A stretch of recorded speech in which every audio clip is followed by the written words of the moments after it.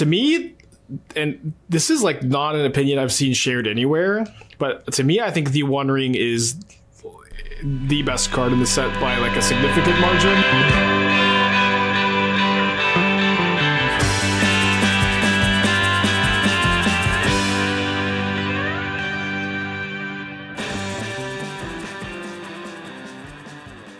Yeah, I don't know. It's like there are a lot of cards that are like archetype upgrades. There are a lot of cards that are like interesting, like Halfling, like Sam, like Fortune, Stern Scolding.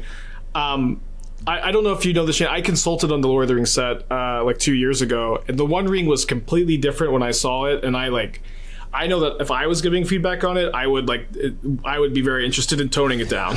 Yeah. Very specifically, I think that you should take the damage when you tap it, not on your upkeep. Like the fact that you're able to go play the One Ring, draw a card, then on your next turn lose 1 life, then next turn draw 2. You've lost 1 life and you've drawn 3 cards, and then the next turn you lose 2 life, you take a total of 3, then you draw 3 more cards. Yeah, it's a lot of drawing. Yeah, it's a lot of drawing, and so like if you're able to either like combo kill your opponent. Before you die to your One Ring, or play a deck just with Omnath and gain enough life to where this life loss doesn't matter. Or like the fact that it's legendary too means that if you're dying to your One Ring, you could just play another One Ring, ending your protection from everything. And you also get to like tap and draw 4, play a different One Ring, never take the damage from those counters. Like this card to me is like is the most exciting by a lot. Busted. And it is the most broken by a lot. It's potentially dangerous, right? Yeah, it is. I really think so, and I have like not felt this opinion shared basically at all. And so I'm also like, I don't know, I haven't like I'm gonna make a YouTube video about it. I'm gonna be doing some brewing. I'm talking to my team about it too. I'm like really hyped for this card. Yeah, I think we gave it a pretty fair shake during like the really early spoiler episode, because we're just like, yeah, it's not a lot of damage and it is a lot of card draw. So what kind of decks are you think are going to be playing this? Like just Omnath decks, just like slower long game decks? Yeah, I think Omnath, Tron. I have a combo deck that use that like this is so funny. I have a combo deck that I have like a pretty good win rate with. It's like plays Manifold Key, Voltaic Key, Everflowing Chalice, Astral Cornucopia, Court Tapper. It's like a charge counter deck, but the fact that it plays the keys is so funny because you get to just like untap your One Ring and draw tons of cards with the card too. I think it's like just such a weirdly perfect fit for that deck, and it just Surge Note only puts charge counters. I thought it was anti-counter. Oh, that'd be funny. Although you can peel the One Ring counters off of the One Ring with Power Conduit. If you don't want to die. Yeah, okay. So like, there's a little bit of added synergy there too. I could even see like Blue Eye Control maybe playing this because you can reset it with the Fairy.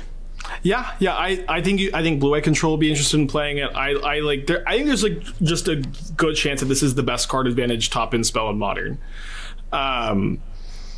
And like this is it's I could be wrong, and it could be one you have to play test with, but like what's also like crazy is that it stabilizes really hard.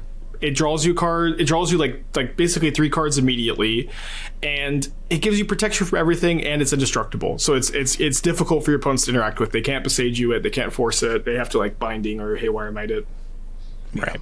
Not necessarily looking forward to this one being good, because it seems like it will be like if it's good, if it's too good, then it's a problem. Yeah. It is nice that you can needle it, so like a lot of decks do have that answer to it at least. I do want to get your take on Orcish Bowmasters. I feel like it's one of the cards people are most interested in, maybe not potentially for Modern, but I think there's people just saying like, hey, there's a lot of value here. This can do a lot potentially. That's the camp I'm in. I think that it is not terrible in Modern. I think that there's like it's definitely a card you have to cast a few times. I don't know that it's actually like as, mid or like just kind of more of a role player as I think, but I think for the most part it'll probably see play as like a one of in the main deck as in Yawgmoth, maybe a couple more on the side for like the Mirror and Ragavan decks, although you're already so good against Ragavan. And I don't really see Scam main decking any copies. Could be wrong. Maybe they play a couple copies, but right now I don't think they main deck any copies, and that's like it. I don't really see it going in too many other spots. I would love to be wrong. The card is really cool. The card is definitely really cool. You could maybe play it in like the red-black sacrifice deck, but it's I think it is more of a legacy card, the way it really punishes those card draw spells. In Modern, you're really like punishing like Ledger Shredder and Mistress Bauble and like not too much else. Yeah, I mean, the best card advantage spell in Modern is probably Expressive Iteration, right? Yeah. And that just doesn't do anything against that, so... Yeah, exactly. And that card is banned in Legacy, so it's better in Legacy.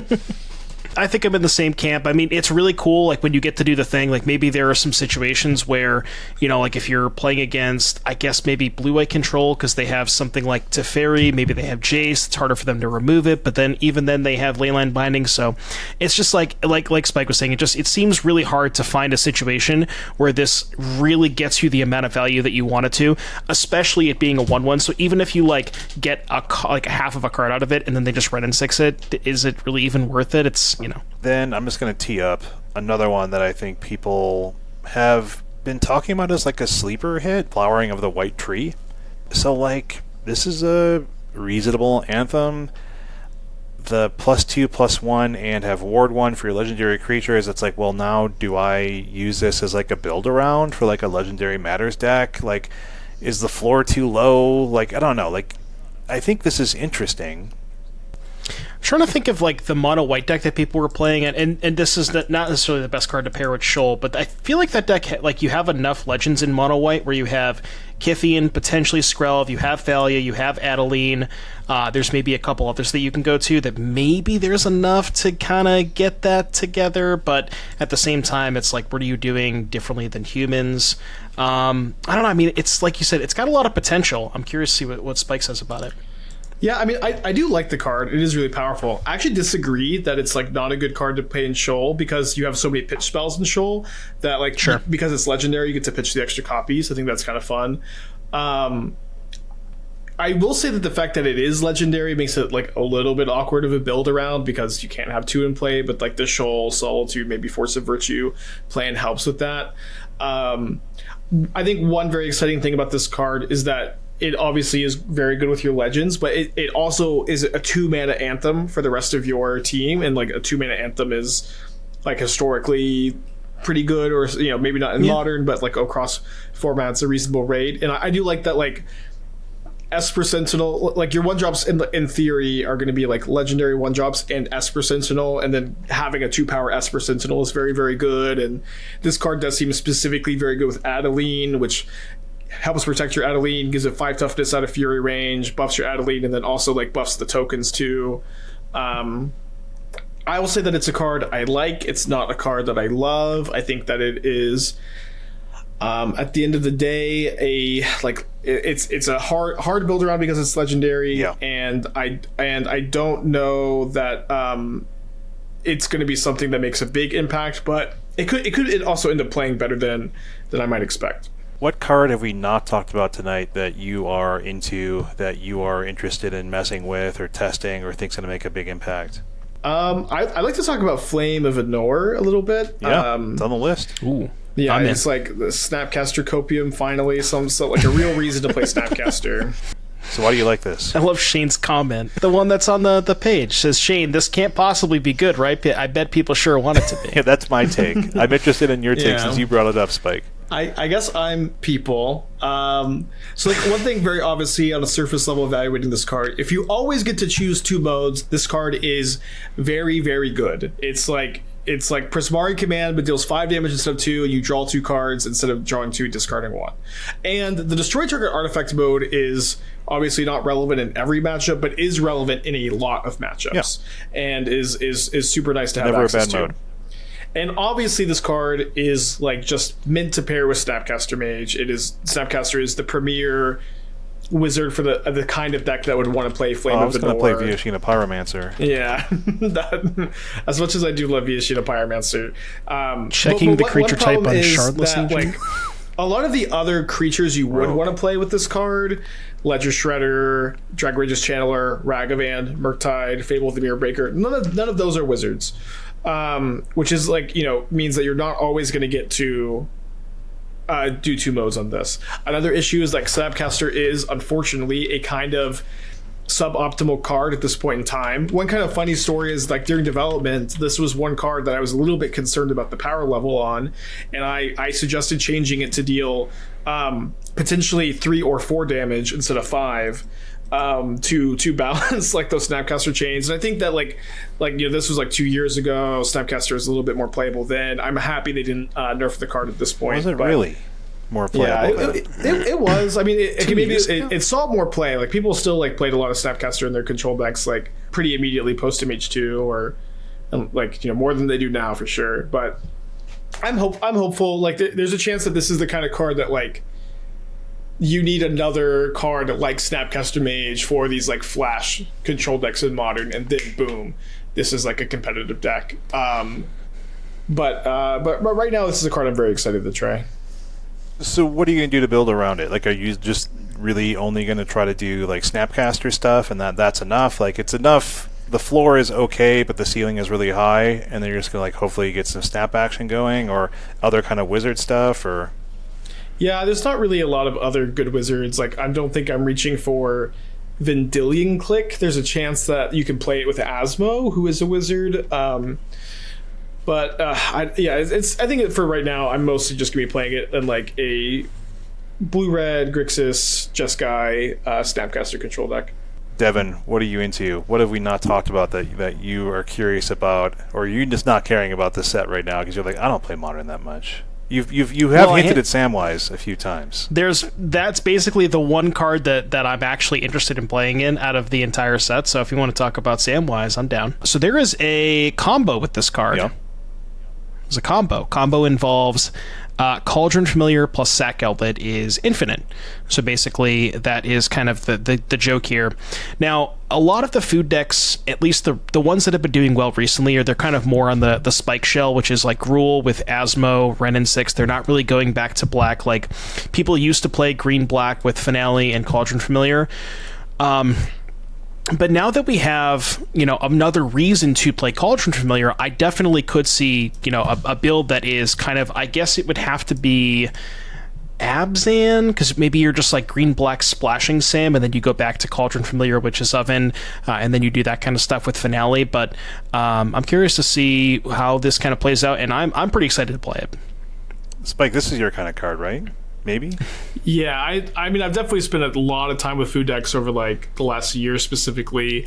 I actually think to some extent I'm thinking about this card differently than most people, where I think like kind of what Doom is saying, so many people seem so excited about specifically the Cauldron Familiar combo, and like the fact that this goes infinite with a Sack Outlet and Cauldron Familiar. That combo is good to have access to. It's nice for sure, but it doesn't do anything like much more special than like Malira Kitchen Fink Sack Outlet or Devoted Druid Vizier. This is like the same kind of like 2 or 3 card creature based combo that's disruptible and fragile.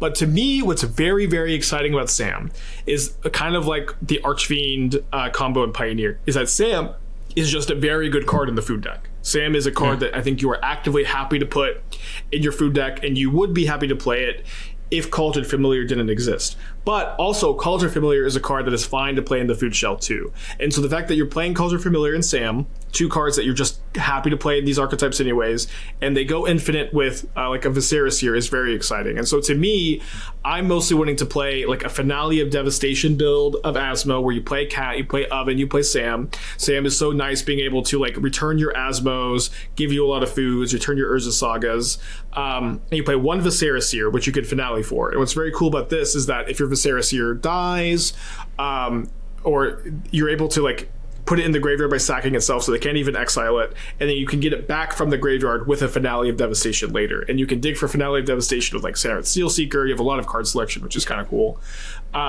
That's how I'm planning on building the deck. There's obviously like some deck building decisions still on the 75, like how hard do you go in a Cat Oven? Do you play Ranger Sam. Captain? Yeah, more of a value, because it is a value card. So like lean into the value. Asmo decks are value decks. Lean into the Asmo. And then one more point about Sam is like Sam and Asmo, these are the only 2 cards that are both food enablers and food payoffs. Besides hardcasting, feasting, troll king, Oko? you're usually Oko's an enigma where Oko is not a payoff for your food tokens, like a way something that you can use your food tokens for. I mean, didn't it like to could turn an artifact into an elk or something? I mean, Oko, I guess so, ostensibly it was. I think it Sure, was sure, sure. intended to be such. That was my. I That was think my It was a guess. payoff for No, just you're right, having you're right. lands. but at the very least, like a lot of time in the food deck, you have a board of food tokens, and like only Asmo is the only way you can get value from them. But now you have Asmo and Sam, which is, I think, a really big deal. No, it's sweet. Yeah, the nice thing that I didn't think about with Sam with first is like the initial food decks. I remember I don't think a lot of them had red, and I think I want to say it was Spike was the first person to add Ren for Ren and 6. But Sam just does a really good Ren and 6 impression. You just get your sagas back. It kind of does the same thing where you don't get the fetch lands back, but the fact that you can loop sagas with it is really good. Yeah, I definitely agree with that point, and I'm super excited to play it. It's definitely like a deck that I'm like seriously considering in my Pro Tour testing, and it would be very cool to Samwise Gamgee some people at the Pro Tour.